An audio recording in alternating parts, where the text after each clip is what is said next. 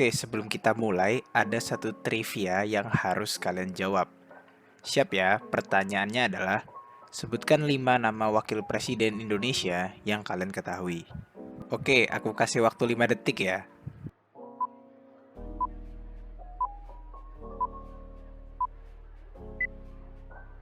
Ya, gimana jawaban kalian? Sukses menyebut 5 nama?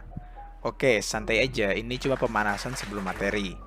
Jadi sebenarnya ada 12 nama yang pernah menjabat sebagai wakil presiden Indonesia.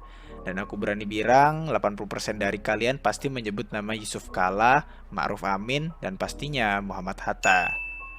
Dan aku apresiasi banget dan acungkan jempol kalau ada yang ngejawab Umar Wirahadikusuma, Sudarmono, atau Hamzah Has. Wow, berarti wawasan nasionalisme kalian di atas rata-rata. Dari situ aku bisa simpulkan ya, bahwa nama wakil presiden Mohatta itu menempel banget deh kalau kita bicara tentang wakil presiden. Tapi kalian tahu nggak, kalau Pak Hatta itu tidak hanya seorang wakil presiden. Setelah membaca buku Deliar Nur, Mohatta Hati Nurani Bangsa, dan biografi dari Tempo, Hatta Jejak yang Melampaui Zaman, saya benar-benar terkagum dengan Pak Hatta. Gimana enggak, selain seorang wakil presiden, Pak Hatta juga ternyata seorang diplomat, ekonom, cendekiawan, pengajar, menteri luar negeri, menteri pertahanan, penulis, proklamator, dan yang pasti sosok yang sangat layak untuk menjadi teladan bangsa. Nah, dalam rangka kemerdekaan RI ke-75 dan memperingati ulang tahun Pak Hatta pada tanggal 12 Agustus, saya ingin membuat video tentang 8 teladan yang kita, khususnya milenial, harus pelajari dari Pak Hatta. Oke, langsung masuk. Teladan pertama. Walaupun dana beasiswa belum turun, setiap pekan aku membeli buku di Western Book Handle.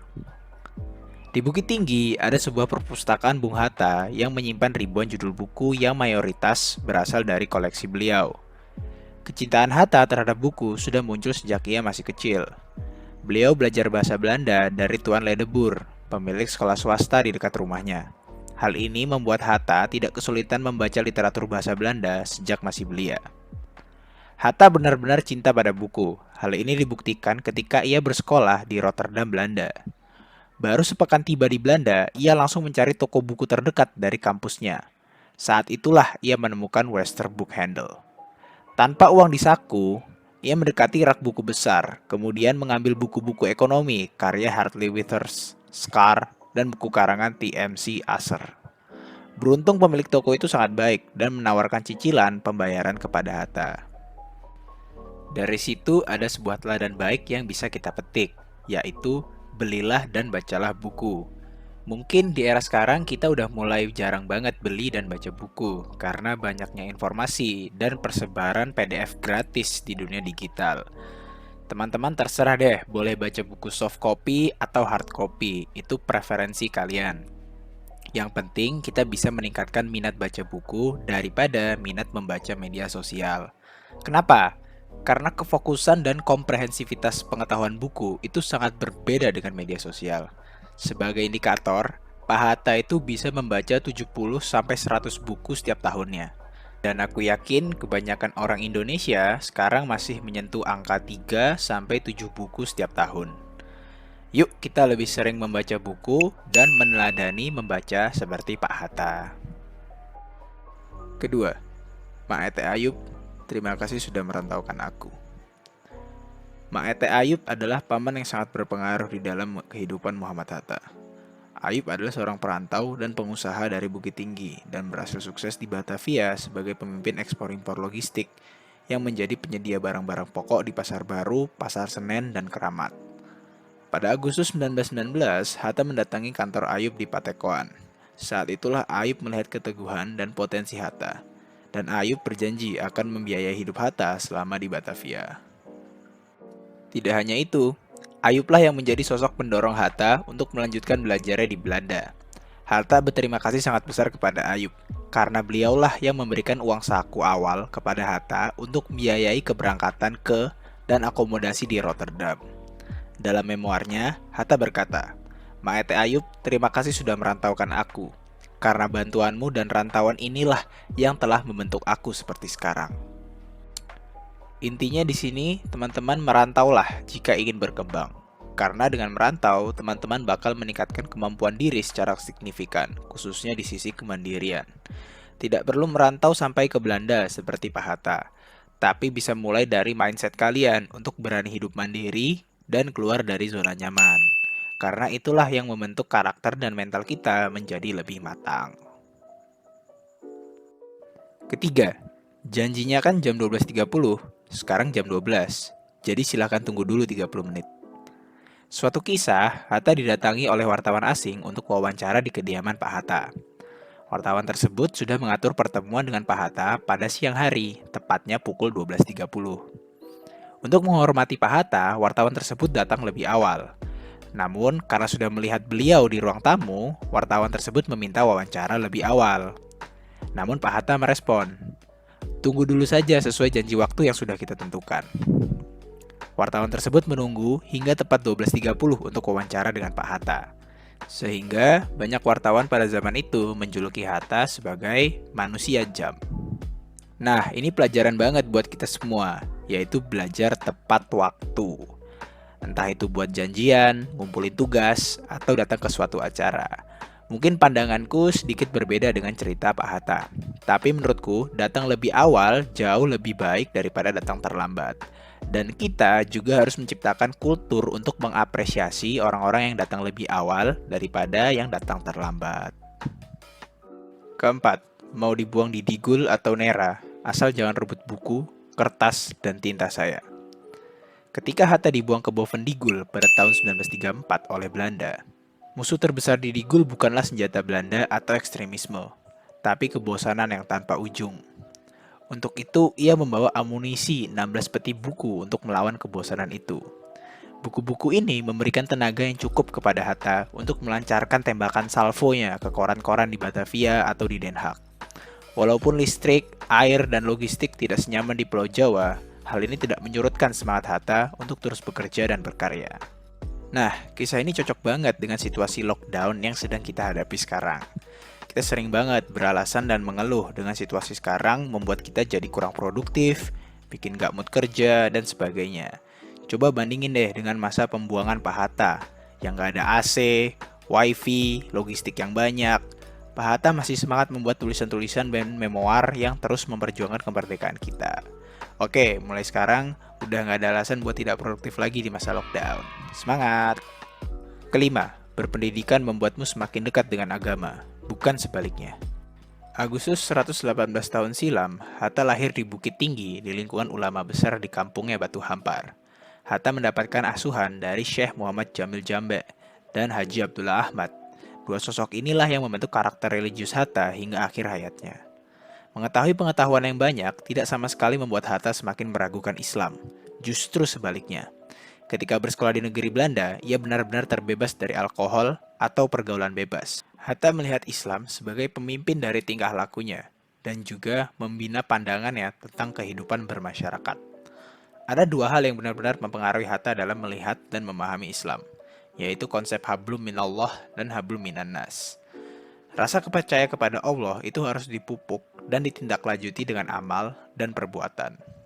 Teladan di sini adalah, terlepas apapun agama kalian, aku harap kalian mengetahui dengan benar bahwa pengetahuan dan agama adalah satu hal yang linier. Jika pengetahuan itu membuat kalian jauh dari agama, mungkin kalian harus kaji kembali pengetahuan itu dengan seksama.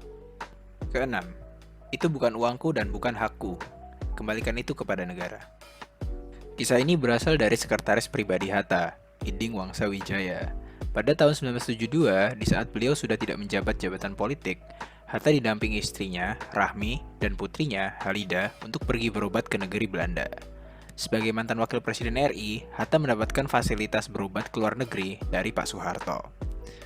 Namun, setiba kembali di Jakarta, Hatta meminta Wangsa untuk mencatat uang yang diterima sekretariat untuk membiayai pengobatannya. Hatta tidak mau menerima uang itu karena kebutuhan berobatnya adalah kebutuhan pribadi, bukan sebagai wakil presiden RI. Dan Hatta juga bersikeras mengembalikan uang sisa perjalanan itu kepada negara. Nah, hal ini membuat Wangsa Wijaya kebingungan mengembalikan uang tersebut ke sekretariat negara. Baru setelah Wangsa pulang dengan menunjukkan tanda terima pengembalian sisa uang tersebut, Bung Hatta baru bisa puas dan lega. Teladan yang bisa kita petik adalah jangan korupsi sepeser pun dan jaga selalu keintegritasan kalian. Kisah Hatta ini memang banyak jadi guyonan klasik Orde Baru, tapi pada dasarnya kisah ini memberikan makna yang sangat kuat tentang integritas dan kejujuran. Hatta mengatakan bahwa korupsi itu sering berawal dari hal kecil, kemudian menjalar menjadi sebuah kebiasaan. Mungkin teman-teman yang suka ngambil jatah makan temennya, suka bayar gorengan 5 padahal ngambil 20, atau yang suka ngakalin LPJ biaya kegiatan. Tolong dihilangkan kebiasaan tersebut. Mungkin kelihatan kecil dan menguntungkan, tapi percayalah kebiasaan itu perlahan-lahan menggerogoti karakter jujur kalian dari dalam. Ketujuh, cukup Soekarno, aku rasa aku sudah cukup memimpin negeri ini. Inilah kata-kata yang dikatakan oleh Hatta ketika ia mulai sudah tidak sepaham dengan demokrasi terpimpin yang diusulkan oleh Soekarno. Ketika Soekarno ingin terus melanjutkan kepemimpinannya sebagai presiden, Pak Hatta memilih untuk mundur dari dunia politik dan menjadi pengkritik dari rumah kepada sahabatnya itu. Pada 20 Juli 1956, Hatta melayangkan sepucuk surat ke DPR yang berisi pengunduran diri dia dari jabatan wakil presiden. Hatta mundur bukan karena merasa sudah tidak mampu, tapi karena merasa cukup dan harus memberikan regenerasi terhadap pemerintahan. Dari hal ini, kita dapat mempelajari bahwa terkadang ada waktunya untuk berkata cukup. Kita tidak bisa terus-terusan menguasai sesuatu, dan kita perlu memberikan regenerasi kepemimpinan kepada generasi-generasi selanjutnya. Pengalaman saya ketika kuliah, terkadang kita sering sebel melihat adik kelas yang lebih unggul daripada kita. Padahal itu adalah sebuah tanda yang baik bahwa regenerasi ada di tangan yang tepat. Kita harus mulai punya cara berpikir estafet, yang berarti kita harus bisa membuat estafet api semangat dan pengetahuan ke generasi-generasi selanjutnya. Terakhir, hanya ada satu negara yang pantas menjadi negaraku. Ia tumbuh dengan perbuatan, dan perbuatan itu adalah perbuatanku. Ketika diadili di pengadilan tinggi di Den Haag, beliau dituduh sebagai agen propaganda kerusuhan, karena menjadi pengurus dan penggerak Perhimpunan Indonesia. Disinilah kecintaan Hatta terhadap Indonesia benar-benar terlihat. Ia berkata, hanya ada satu negara yang pantas menjadi negaraku. Ia tumbuh dengan perbuatan, dan perbuatan itu adalah perbuatanku. Selain itu, Hatta juga mendefinisikan bahwa masyarakat Indonesia itu tidak hanya terdefinisi oleh etnik, tapi dari kontribusi untuk negeri. Teladan yang paling penting di sini adalah cintailah Indonesia. Walaupun aku tahu banyak dari kita sudah terpapar dengan keindahan dan kemegahan negeri lain dari media luar. Percayalah padaku bahwa Indonesia itu negeri yang sangat indah, ramah, dan sangat menyenangkan. Banyak sekali orang-orang luar yang ingin tinggal dan menetap di Indonesia. Jangan sampai kita yang sudah diberikan keindahan ini malah ingin meninggalkan negeri ini. Hatta juga kembali meredefinisikan bahwa masyarakat Indonesia itu bukan hanya terdefinisi oleh etnis. Jadi nggak peduli kalian datang dari suku apa atau keturunan siapa. Tapi yang penting adalah kontribusimu pada masyarakat lokal dan negeri ini tercinta. Terima kasih semuanya sudah mau menonton video ini. Semoga kita bisa meneladani hal-hal tersebut. Sehat selalu semuanya dan terima kasih banyak Pak Hatta.